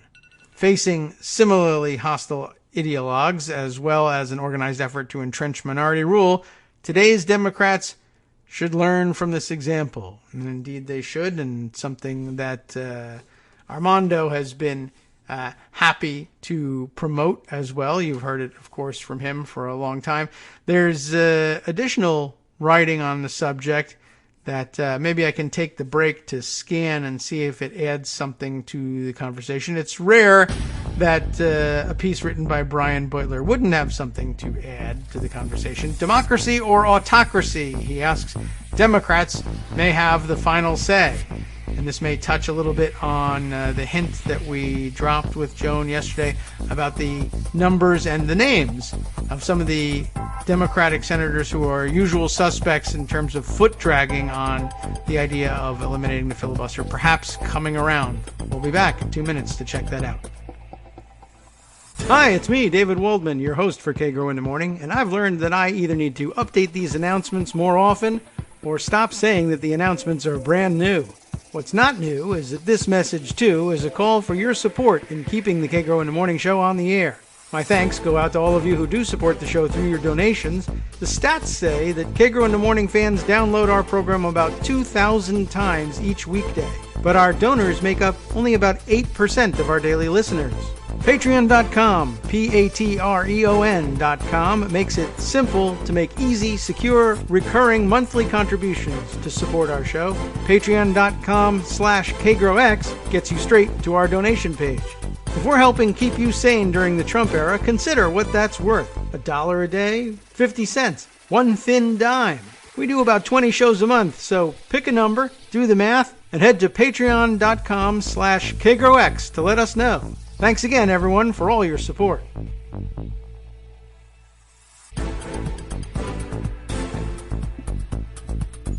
Welcome back now to the Kagro in the Morning Show here on Netroots Radio. Right now I'm torn between the idea of continuing on this path or switching tracks, but let's add Brian Beutler's take to this stuff, and let's see if we can't get through it rather quickly, because that'll cover our bases for discussing some of the stirrings on the filibuster that we mentioned yesterday. I think, writing, of course, in Crooked, Democracy or Autocracy, Democrats may have the final say, Brian Beutler, writing yesterday, one of the biggest developments in politics last week had nothing to do with the coronavirus pandemic.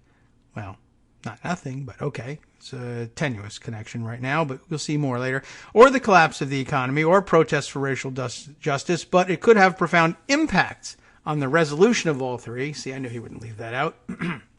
And on the larger question of whether America will be a democracy or autocracy in the long run. I prefer democracy. It was a response from Senator Chris Coons of Delaware, who sits in Joe Biden's old Senate seat, to a question about what Democrats will do if Republicans remain bent on scorched earth opposition to democratic governance. And he says, I will not stand idly by for 4 years and watch the Biden administration's initiatives blocked at every turn, Coons said. I am going to try really hard to find a path forward that doesn't require removing what's left of the structural guardrails. That's the filibuster. But if there's a Biden administration, it will be inheriting a mess at home and abroad. It requires urgent and effective action. That's an interesting a couple of observations all wrapped up in one. One, there's probably some extent to which Coons feels this urgency because it would be a Biden administration, and he sits in Biden's seat, and they are no doubt close. And the people who have held Biden's seat since he left, and there's more than just Coons, were, it seems, singularly dedicated to the continuation of, I guess, the Biden, I guess you could call it the Biden machine in Democratic politics in Delaware. So I guess it should come as no surprise. But it makes a more interesting and broader point here in saying, well, yeah, I'm going to try and approach this thing conservatively. We'll see if we can do it without changing the filibuster. But yeah, we've been handed a huge mess. This is an extraordinary situation we've been put in. And it might be, in some interesting way, that we have to credit the incredibly incompetent governance of Donald Trump for the final elimination of the filibuster. The guardrails have to come off because he blew through them anyway. And there's no fixing this thing in 4 years, 8 years, or any number of years if you allow the Trump legacy to survive under the procedural protection of the filibuster. Anyway, we'll continue on here. The blocking mechanism at issue is the Senate filibuster rule, of course, which it doesn't appear in the rules, but you know all about that, which allows the minority to impose a 3/5 supermajority requirement on nearly all legislation. If, optimistically, Democrats enter the new year with control of the presidency, the House, and 53 Senate seats after winning the election in a landslide, Republicans will still have easy veto power over basically every Biden initiative, whether to suppress epidemic disease, revive the economy, or reform policing. The catch is that Democrats could eliminate this anti-democratic rule so that the simple majority of senators can pass legislation with just 50 votes. That is a relatively new development, and you're welcome for it. Or rather, it is a relatively new development that members of the press acknowledge that that's the case, and you're welcome for it. It was an old procedure that they used to do it in the first place, and that was how we were able to leverage it to get used again. But you know that background. On the first day of the new Congress, and it doesn't have to be then, before Biden has even been sworn in, his Senate allies could dramatically expand the horizons of his presidency, giving him and themselves the power to govern around Republican obstruction rather than be confined by it. There should be no dilemma here, and many Democrats have advocated abolishing or reforming the legislative filibuster for a long time. Coons' statement is meaningful because he's a reluctant convert. Senate Democrats are divided over the filibuster question, less along lines of political vulnerability. Coons, he notes parenthetically, won his last election by over 13 points, than between those who see the world as it is and those who see it as they wish it was. His change of heart and his explanation for softening suggest the latter category of Democrats has begun to accept reality. Leaving the filibuster intact won't generate bipartisan consensus where none exists, but it will make the difference between Biden's presidency failing, with all the collateral damage that would create, and standing a real chance of success. The challenge now is to convince these same Democrats that abolishing the filibuster is necessary, but insufficient. It's a key that will unlock a world of new possibilities, but it won't on its own protect Biden from right-wing sabotage or rescue America's endangered democracy. Harvard political scientist Ryan Enos recently wrote that when Trump loses in November, America needs to grapple with the fact that it was not our constitutional system, but Trump's own incompetence that preserved our democracy. Wow. Oh, he's onto this already. I'm late to this. We might not be so lucky with the next would-be authoritarian. And can you imagine? It's a slightly different point than I thought he was making here. But this is a point that we've seen before too, right? A competent authoritarian might have done considerably more damage than the incompetent Trump.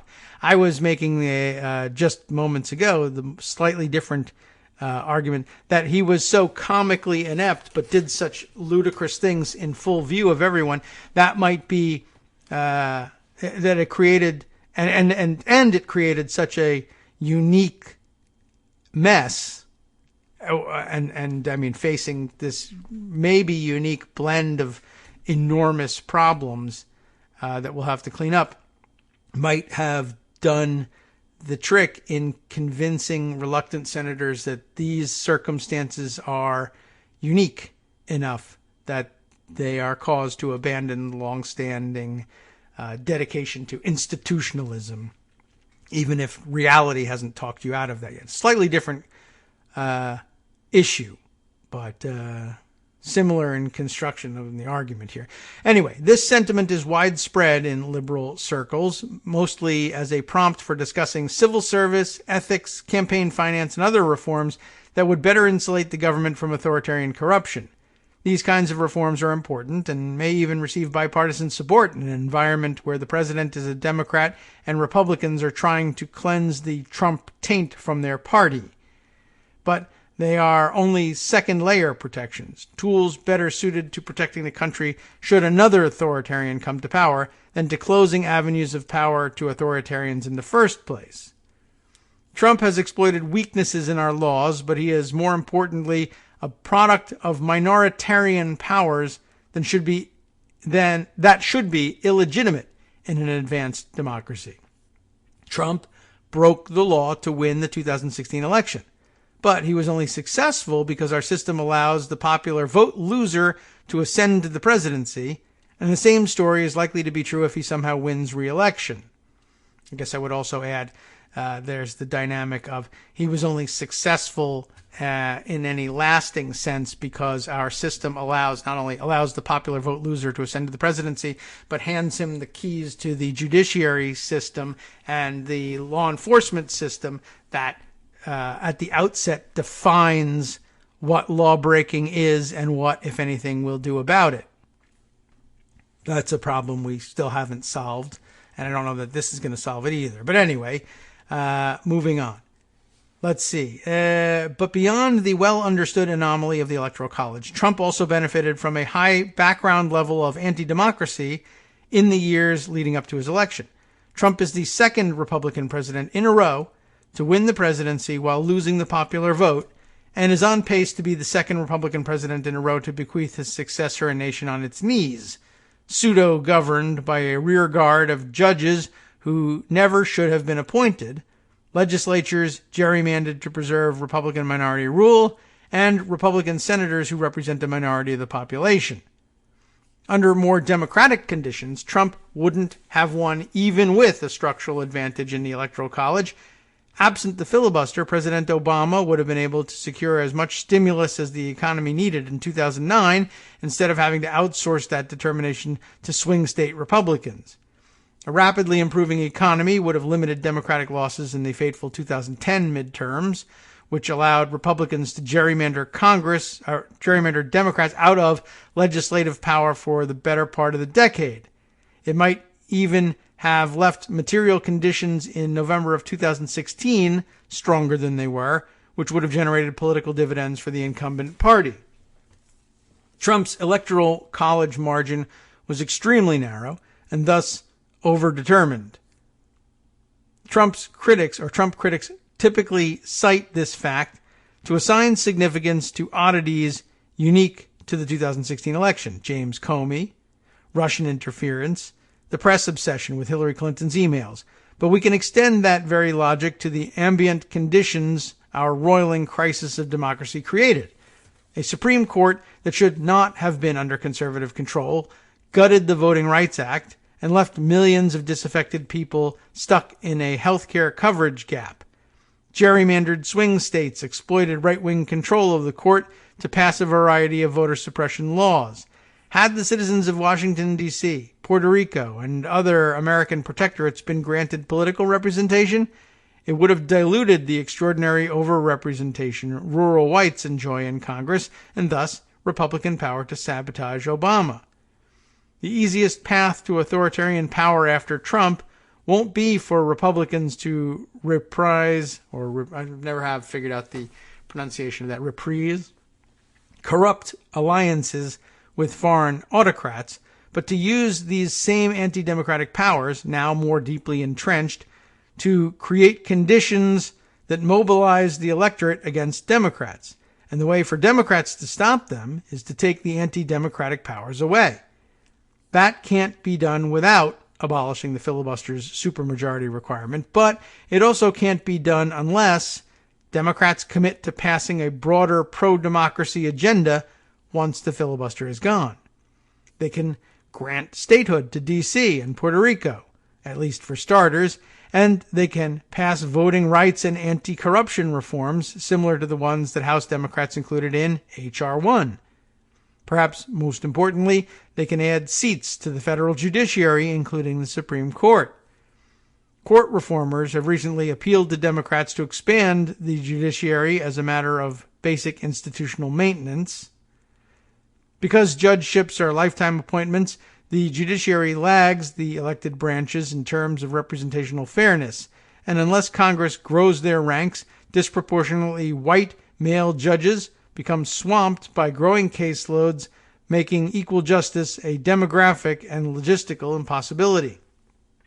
These are perfectly valid bases for adding seats to federal courts, but Democrats shouldn't hide from the fact that expanding the courts is the only way to undo the corruption that allowed Republicans to seize control of them in the first place. Senate Republicans refused to confirm Obama nominees for the final 2 years of his presidency and stole a Supreme Court vacancy outright. The president who filled all of those vacancies lost the popular vote and is only president by dint of crimes that allowed him to sneak through the back door of the Electoral College. Republicans have been amazingly open about the fact that they embraced mass-scale corruption and depravity as a price to pay for stacking the courts for a generation. Apart from the fact that democracy can't exist without consent to the governed, Democrats should add seats to the courts to complete the morality play. The only fitting end is to prove to them it was all illusory, that they sold their souls for nothing. There would be poetic justice, but it would also serve as a reminder to future autocratic parties that illegitimate power grabs can and will be undone. The fact that Trump has made fixing these interlocking injustices all the more urgent might even make the politics easier. Republicans will raise holy hell about any unilateral Democratic effort to make American democracy more democratic, but if Trump leaves office after one term, widely loathed and as a historical failure, they will also be cross-pressured by a desire to make a persuasive break from him. They will have an easier time convincing the public that Democrats have cooked up shady pretexts to grab power if Democrats pretend they aren't motivated in part by diluting the power of Trump loyalists who should never have been seated in the first place. De-Trumpifying a regime that the country overwhelmingly regrets might actually be an easier proposition to sell than the abstract democratic principles that will be advanced in the process. It's an interesting point all by itself. Only after taking steps like these will Biden's substantive agenda stand any chance of becoming and remaining law. If Democrats don't reclaim control of the Senate, Biden will be at the mercy of Republicans from day one, and they will leave the country smoldering as a political strategy. If Democrats win a governing trifecta, but don't abolish the filibuster, the story will be a little different. If they abolish the filibuster but don't offer statehood to all citizens, centrist Democrats will water down Biden's agenda. If they pass an agenda of any kind, watered down or not, but don't fix the courts, his legislative and regulatory accomplishments will only survive until the Roberts Five strike them down. It took 2 short years after the abysmal failure of George W. Bush's administration for a Republican Party that should have been discredited for a generation to roar back to power, and it was only possible thanks to a campaign of lockstep resistance to Democratic efforts to fix the damaged country of the Obama administration inherited. Preventing history from repeating itself, but with a more militantly anti-democratic Republican Party lying in wait, will require Democrats to do whatever it takes to give voters a reason to continue denying Republicans power. At the same time, our collective ability to fight climate change, coronavirus, economic and racial inequality, to do anything big together on a national scale will grow in proportion to the steps Democrats take to flatten the playing field of our system of government. We should expect them to take every step they can. Well, we should demand that they take every step they can. We should expect, though, that they won't, at least not without constant pressure from us. Do keep that in mind. And remember to hold feet to the fire and to do so properly. I'm sure we'll break out into arguments about how much fire is too much fire when the time comes. All right. His piece linked to a prospect piece, which I think is parked further down, but we might have, I think, gotten the gist of what we need to get on addressing the courts and the filibuster going forward. So perhaps we can shift gears for the end of the show. And let's see, things that I wanted to get to. One would be completing the reading of Carl Bernstein's CNN piece yesterday, though I think you got the gist of that as well. We did leave off at a very interesting point, though. And maybe we can and should return to that, although, it seems a little bit disjointed, but that might be among the more important of the stories still looming out there. Though there are a couple of quick hits that we should probably get to too. All right, let's roll the dice then and scroll down in the Carl Bernstein piece and consider on it's not the second half of the article, but the next section of the article is interesting and a shift from what we were reading yesterday, and you might not have guessed that this was coming. If I thought that you could guess the end of the article all by yourselves, you probably read it. But if you didn't, if you were holding out for me to read it for you, then big rewards coming. This section here is very interesting. Family feedback and grievances fuel Trump's approach. You remember the outset of the article was really all about his inappropriate and ridiculous and unacceptable behavior on phone calls with foreign leaders, and then sort of the cravenness, I guess, of the advisors who surrounded him, who knew that it was an escalating danger, but so far have done nothing, although I guess we're now happy that they're leaking this information for us. I guess we're glad we have it, although a lot of it was in bits and pieces had reached us anyway. But this part I think is new and interesting too. CNN spoke to sources familiar with the president's phone calls repeatedly over a 4-month period. In the interviews, the sources took great care not to disclose specific national security information and classified details. Everybody's covering themselves here. But rather described the broad contents of many of the calls and the overall tenor and methodology of Trump's approach to his telephone discussions with foreign leaders. In addition to rough voice-generated software transcriptions, almost all of Trump's telephone conversations with Putin, Erdogan, and leaders of the Western Alliance were supplemented and documented by extensive contemporaneous note-taking and often summaries prepared by Fiona Hill. Remember her? Subject of a lot of interviews lately. Deputy Assistant to the President and Senior NSC Director for Europe and Russia until her resignation last year. He was the one that Trump thought was a secretary, or she was, rather. Hill listened to most of President's calls with Putin, Erdogan, and the European leaders, according to her closed-door testimony before the House Intelligence Committee last November. Elements of that testimony by Hill, if re-examined by congressional investigators, might provide a detailed roadmap of the president's extensively documented conversations, the sources said. White House and intelligence officials familiar with the voice-generated transcriptions and underlying documents agreed that their contents could be devastating to the president's standing with members of Congress of both parties and the public if revealed in great detail. There is little doubt that Trump would invoke executive privilege to keep the conversations private. However, some former officials with detailed knowledge of many of the conversations might be willing to testify about them, sources said. Of course, they might not. They might decide to hold out for writing a book. Anyway, this is the more interesting part here. In one of the earliest calls between Putin and Trump, the president's son-in-law, Jared Kushner, and Ivanka Trump were in the room to listen, joining McMaster, Tillerson, Hill, and a State Department aide to Tillerson. The call was all over the place, said an NSC deputy who read the detailed summary of the conversation, with Putin speaking substantively and at length, and Trump propping himself up in short autobiographical bursts of bragging, self-congratulation, and flattery toward Putin.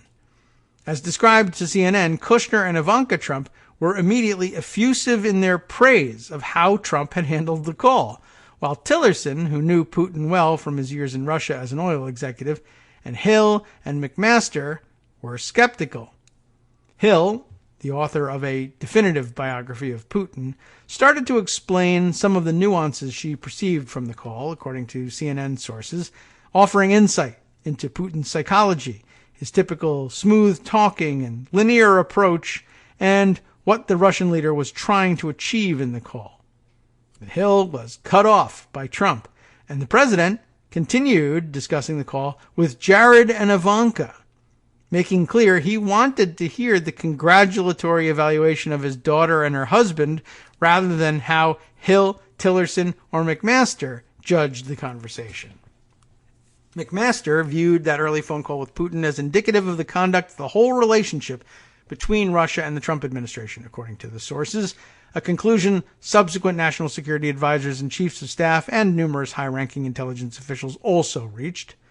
Unlike in previous administrations, there were relatively few meaningful dealings between military and diplomatic professionals, even at the highest levels, because Trump, distrustful of the experts and dismissive of their attempts to brief him, conducted the relationship largely ad hoc with Putin and almost totally by himself. Ultimately, Putin and the Russians learned that, quote, nobody has the authority to do anything, unquote. And the Russian leader used that insight to his advantage, as one of CNN's sources said. The Kushners were also present for other important calls with foreign leaders and made their primacy apparent, encouraged by the president, even on matters of foreign policy in which his daughter and her husband had no experience. Almost never, according to CNN sources, would Trump read the briefing materials prepared for him by the CIA and NSC staff in advance of his calls with heads of state. But of course now they're embroiled in the argument that, oh, I read everything. He reads voraciously. It's just that he was never briefed on any of these things. Unrelated, but you get the idea. He won't consult them. He won't even get their wisdom, said one of the sources, who cited Saudi Arabia's bin Salman as near the top of a list of leaders whom Trump, quote, picks up and calls without anybody being prepared. A scenario that frequently confronted NSC and intelligence aides. The source added that the aides' helpless reaction would frequently be, oh my God, don't make that phone call. But of course there was no stopping him. Trump's view is that he is a better judge of character than anyone else, said one of the CNN's sources. The president consistently rejected advice from U.S. defense, intelligence, and national security principles that the Russian president be approached more firmly and with less trust.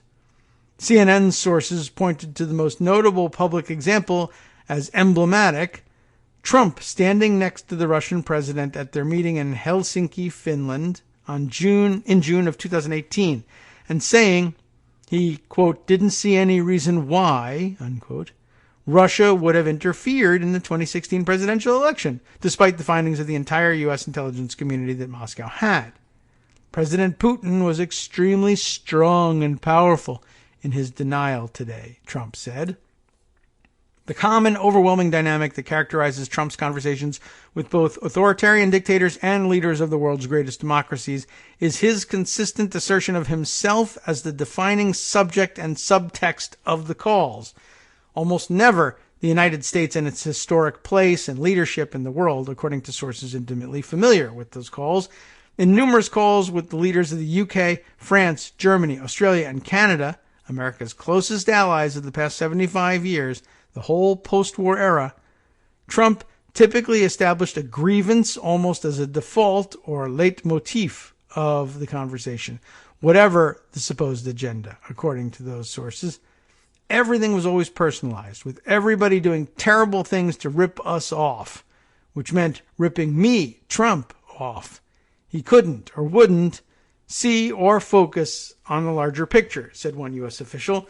The source cited a conspicuously demonstrable instance in which Trump resisted asking Angela Merkel, at the UK's urging, to publicly hold Russia accountable for the so-called Salisbury poisonings of a former Russian spy and his daughter with Novichok, a nerve agent developed in what was then the Soviet Union, in which Putin had denied any Russian involvement despite voluminous evidence to the contrary. It took a lot of effort to get Trump to bring up the subject, said one source. Instead of addressing Russia's responsibility for the poisonings and holding it to international account, Trump made the focus of the call, in personally demeaning terms, Germany's and Merkel's supposedly deadbeat approach to allied burden sharing. Back to the old you don't pay enough for NATO thing. Eventually, said the sources, as urged by his NSC staff, Trump at last addressed the matter of the poisonings almost grudgingly. With almost every problem, all it takes in his phone calls is someone asking him to do something as president on behalf of the United States, and he doesn't see it that way. He goes to being ripped off. He's not interested in cooperative issues or working on them together. Instead, he's deflecting things or pushing real issues off into a corner, said a U.S. official. There was no sense of Team America in the conversations, or of the United States as an historic force with certain democratic principles, remember those, and leadership of the free world, said the official. The opposite. Instead, it was the opposite. It was like the United States had disappeared. It was always just me. All right. Well, that actually got us to the end of that. So now you've heard the entirety of Carl Bernstein's, I think, important entry in the annals of the Trump so-called administration. Lots more to get to as we progress further into the week. Of course, we'll be back tomorrow and Friday, although my wife's off for Friday, so she'll probably be encouraging me to wrap the show up but quick. But I don't know. It's like any missed day of the show at this point is possibly losing the entire story arc for the Trump administration. You never know. But then on the other, and there's another sense in which every day is pretty much the same. All right. Well, I can tell you what's not going to be the same is the show that follows. Justice comes next with the West Coast Cookbook and Speakeasy and all the things that I fret about covering. Very often get coverage in his show. Here's what he's got on tap for you today. The White House and top national security council officials learned about the Russian bounties in early 2019. We know that, but we didn't discuss it enough. And Trump has still not publicly condemned Putin. And then on the rest of the menu, having never missed the season since the Professional Baseball League's founding in 1901, the minor leagues have canceled the entirety of their 2020 season. We'll cram in what we can after this. From Daily Kos Radio on networksradio.com. You have been listening to the Kagro in the Morning Show with David Waldman. Now this, the North Dakota Supreme Court ruled a permit for an oil refinery next to Muckraker Theodore Roosevelt National Park is just bully.